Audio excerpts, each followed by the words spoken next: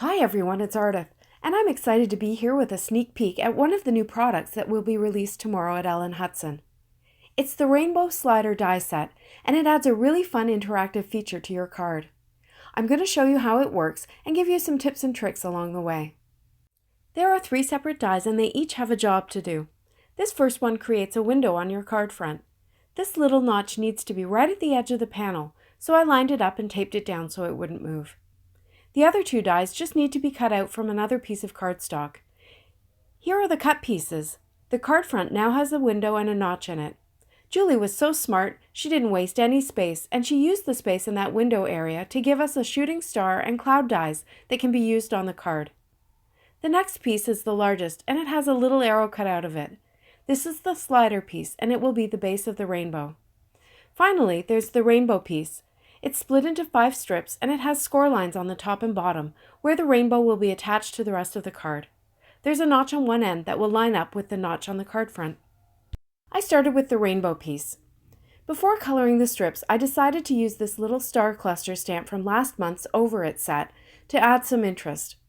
I stamped it all over the rainbow piece with Versamark ink and then embossed it with clear embossing powder.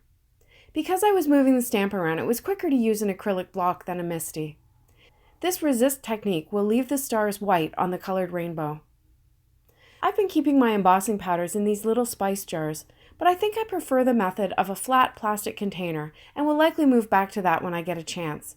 I think it's easier and creates less mess to have my most used powders in those containers. Once the embossing was heated and shiny, it was time to add some color. I used a piece of scrap paper to keep each of the rainbow strips separated from the others. My paper is a little short, so I had to move it along to blend down to the other end. I blended beyond the score marks on both ends of the rainbow piece, and you'll see why later. I worked in rainbow order in pastel shades of Catherine Pooler ink. It's a Girl, Bellini, Garden Party, It's a Boy, and Pixie Dust.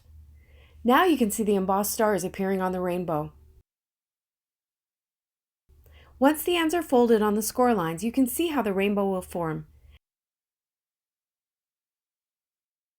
At this point, I also blended ink onto the back of the rainbow, because when it arches up, you'll be able to see underneath it. I followed the same process, making sure that the front and the back of each strip were the same color.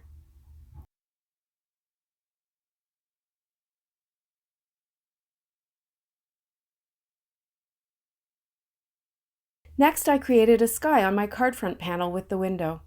I cut a bunch of cloud masks using that window die, and I placed them around my panel. I made sure the masks were good and stuck down.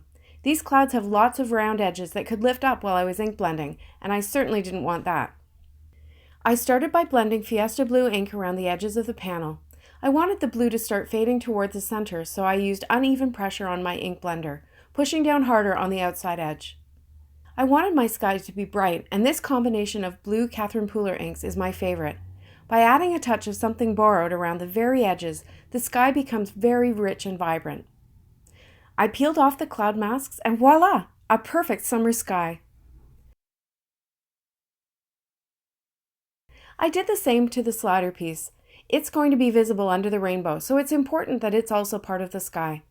This time I only used Fiesta Blue since it will be in the lighter center of the card.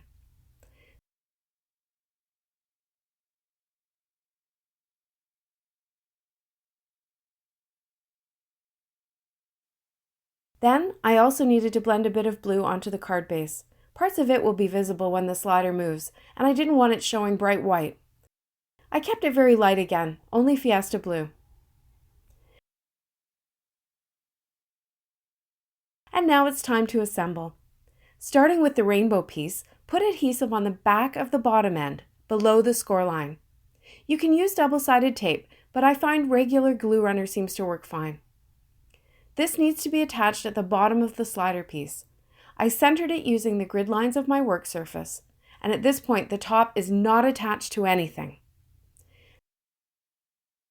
The next step is to put glue on the top side of the other end of the rainbow piece where the notch is.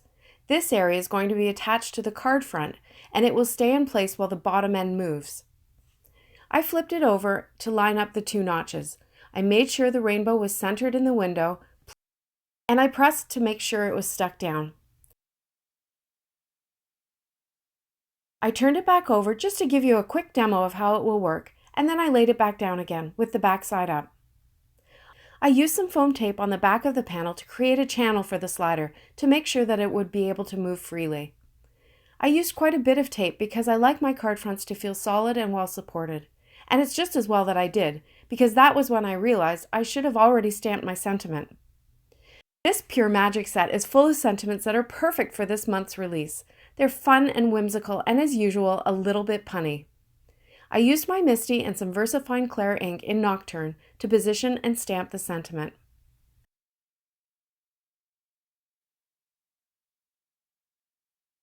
And I'm giving you a tiny sneak peek of another set that will be released tomorrow with this unicorn that I had stamped and colored with Copics. I'm simply gluing him to my rainbow so he'll be part of the action.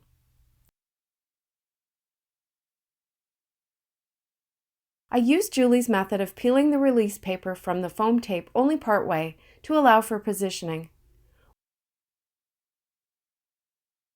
Once I had my panel in the right place, I pulled out the rest of the release paper, and it's time for a demo. I pulled the tab at the top and the rainbow formed an arc. You can see that all the exposed areas of the card are colored and they blend into the sky beautifully. Pushing the tab back down leaves the card flat for mailing. I finished it off by adding some magic in the form of sparkle. First, some stardust stickles in the unicorn's mane and tail, and also some sparkling clear and gold confetti sequins from Pretty Pink Posh. Here's another angle that shows you why it was important to color the underside of the rainbow. If you enjoyed this video, please give it a thumbs up below and subscribe to this channel for more inspiration. Thanks so much for watching. Have a great day.